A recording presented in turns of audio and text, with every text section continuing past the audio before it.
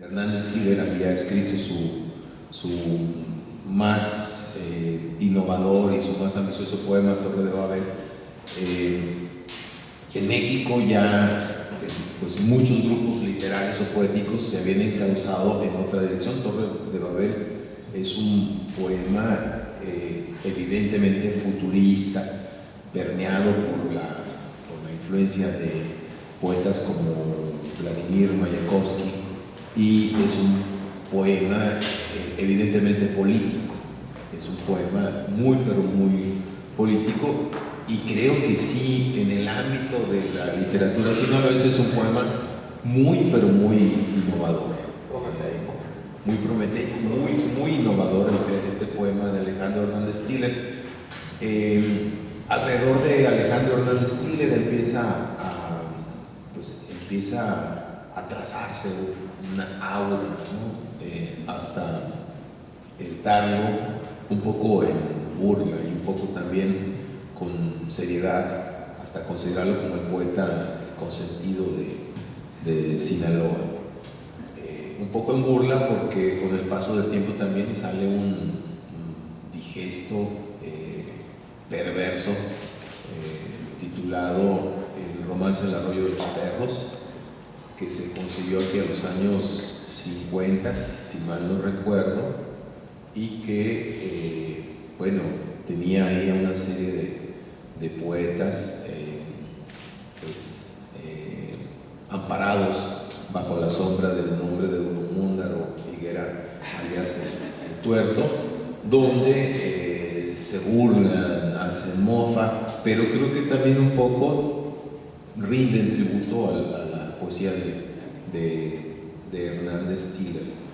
Me di cuenta de esto, de que Sinaloa había llegado tarde a la modernidad y que hay como toda una serie de grietas alrededor de la poesía sinaloense. Si uno hace un análisis diacrónico, pues te das cuenta cómo hay grietas, hay baches, hay vacíos, no hay un continuo, digamos, que pudiera pensarse en nuestro estado como una serie de voces o un concierto que se puede inscribir en la tradición. Ahora me preguntaban qué pensaba de la poesía sinaloense. Bueno, creo que hoy en día la poesía sinaloense está mejor que nunca. O sea, lo que se ha ido incorporando con el paso del tiempo,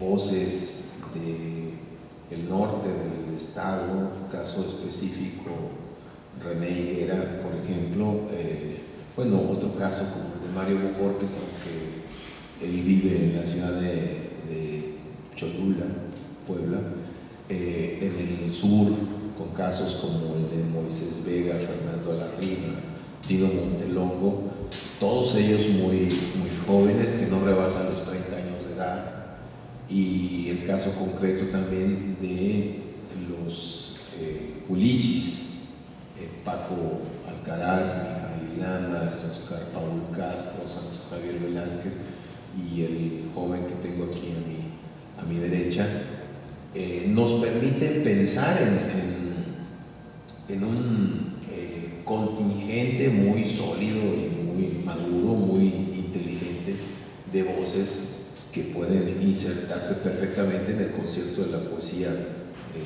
nacional. Y decía hoy en la mañana también que esta serie de voces, bueno, no hubieran florecido así, o sea, hubieran florecido, cierto, por su cuenta, pero no se hubieran inscrito de esta manera en la poesía sinaloense de no haber sido por los poetas que los antecedieron. Creo que autores como Cecilia Pablos, como Rosy Palau, como la misma Rosa María, como, no sé, Acela Bernal, creo que necesitan ser más conocidos y más difundidos y más leídos. de la poesía escrita o que se ha escrito en el estado de Sinaloa o que han escrito sinaloenses, ¿no? En el sentido de gente que sale fuera del estado. Yo le decía a Jesús Ramón que quizás la historia de la poesía sinaloense en sí también podría ser una gran novela, ¿no? Yo pienso que la historia de la poesía sinaloense está esperando a su novelista que pueda dar un gambito italiano, un jaque mate, ¿no? ¿Por qué? Porque verdaderamente los poetas, digamos, de la primera mitad del siglo XX o de las primeras décadas del siglo XX, pues aparte de dedicarse totalmente, otorgadamente, digamos, a hablar con la musa, también estaban encargados, digamos, así como de un nacionalismo, o encarnaban un nacionalismo verdaderamente efervescente.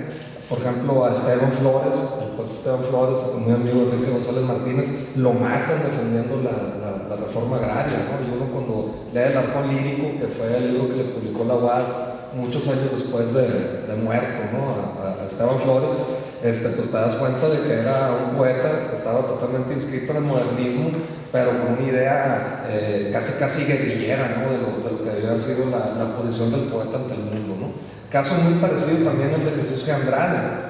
Héctor R. Olea, que yo no sé quién fue Héctor R. Olea, yo imagino que fue algún cronista, algún jurista, un historiador, o sea, pero una persona que sí tuvo un contacto verdaderamente personal, ¿no? Totalmente biográfico con Jesús G. Andrade.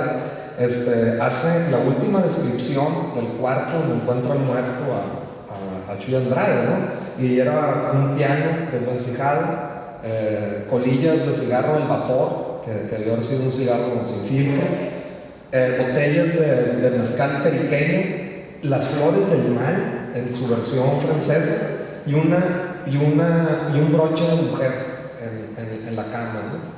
Y ya era así como lo último que quedaba de la vieja casona familiar, ¿no? de Jesús G. Andrade.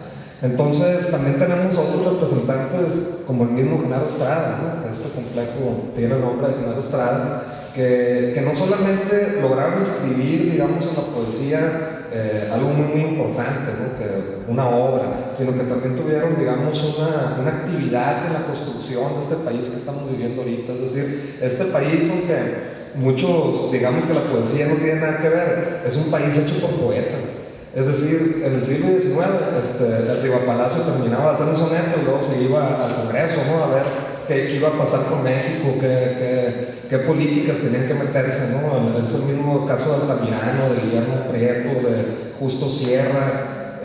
Todos los liberales eran poetas, ¿no? Yo me imagino que hasta el mismo Benito Juárez debe haber tenido un poema, ¿no? Por ahí escondido. O sea, entonces, habría que ver también cómo podemos hablar de la historia de la poesía sinaloense, que en determinada forma también sería hablar de la historia de la poesía mexicana, pero tratando de ya no solamente de pensar en esta inmensa mayoría, como lo pensaba Juan Ramón Jiménez, ¿no? El poeta como casi visto, digamos, ahí en el trasfondo de todos los asuntos de esta realidad, sino quizás un poco más a la manera como lo pensaba Neruda, ¿no? De que el verbo poético, más que un puño de aire, pues era un instrumento, ¿no? Era un instrumento para poder articular y trabajar la realidad. Y yo creo que por lo menos la poesía sinaloense, que es la que me tocó estudiar porque me pagaron también para un proyecto de investigación, uno aprende esas cosas ya cuando le pagan, ¿no? Y ya te tienes que ir a la hemeroteca y tienes que ir a entrevistar a la gente. Yo entrevisté a José María Perazo, entrevisté a Luis de Cisneros, a Jesús Ramón Ibarra, entre otros tantos más poetas de la localidad, ¿no? Preguntándoles que pudieran recrearme, digamos, los contextos en los cuales pudieron ejercer su obra, ¿no? Y que obviamente con una cuestión generacional, pues todos eran contextos diferentes, ¿no? Y cada uno tenía o ha tenido el mérito, digamos, de inscribir en la vida pública el hacer poético, ¿no? Y el hacer literario. Es para mí muy grato compartir este espacio con Fran y con Jesús. Fran, que se toma tan en serio el quehacer literario, ¿no? Es uno de nuestros intelectuales, es uno de los poetas que intelectualiza la poesía.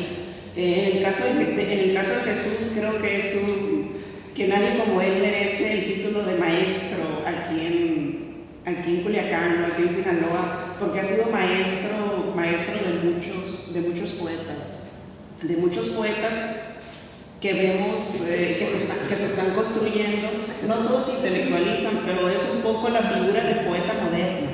Este poeta que llega a la fase del análisis de la poesía. Escribe poesía, pero al mismo tiempo diserta, crea un discurso sobre la poesía que el poeta más tradicional, más convencional, no lo hace. La gran figura del poeta moderno es eso, el poeta que escribe, que crea en términos artísticos y que piensa sobre la poesía y sobre lo que escribe. Sobre lo que comenta Fran, estoy completamente de acuerdo con él. Me parece que hace un análisis bastante general y acertado de la poesía sinaloense, y me parece también que la poesía hecha por sinaloenses o la poesía en Sinaloa no ha sido lo suficientemente estudiada, como que todavía está pendiente ese gran volumen en el que se hable de los poetas de Sinaloa. Hemos tenido nuestras grandes figuras, hemos tenido nuestros grandes poetas. Claro, creo que Sinaloa ha producido más poetas que narradores. Bueno, también hemos tenido una gran narradora como es Inés Arredondo, ¿no? Pero incluso hoy vemos a los poetas trabajando, produciendo una poesía pues de bastante nivel en términos estéticos. En este sentido me parece que la poesía ha aventajado, lleva ventaja sobre otras expresiones literarias, pero también creo que cada poesía, cada expresión poética corresponde a un tiempo, corresponde a su tiempo. En el caso de la poesía sinaloense de finales del siglo XIX, por ejemplo, que eran esos poetas que escribían a la patria, a los héroes, ese era el tipo de poesía que teníamos. Y como señala Fran, efectivamente eran figuras que se involucraban en el quehacer político del Estado, de la sociedad. En ese sentido había cierto compromiso, había una relación y un compromiso ético asumido por el poeta, la poesía como transformadora de una realidad. En este sentido, la poesía es revolucionaria, subversiva, y al final y al principio la función de la poesía es esa, subvertir lo establecido. La poesía provoca nuestras emociones, nos desafía intelectualmente, o sea, nos suscita una emoción, nos suscita emociones, pero también nos desafía. La buena poesía nos desafía en términos intelectuales. En este sentido, cuando digo que está pendiente este estudio de lo que ha sido la poesía sinaloense, me refiero a que casi no tenemos noticia de los poetas que conformaron el siglo XIX, por ejemplo, a finales del siglo XIX. Fran hace rato mencionaba algunos que yo he leído por ahí, poemas aislados de ellos, sobre todo en periódicos y revistas de la época. Un Francisco Ramírez, Nigromante, que es de los más conocidos, un Pablo de Villavicencio, que conocemos más de nombre que su trabajo, una Cecilia Sari, que fue una poeta que existió a finales del XIX y que escribió varias loas a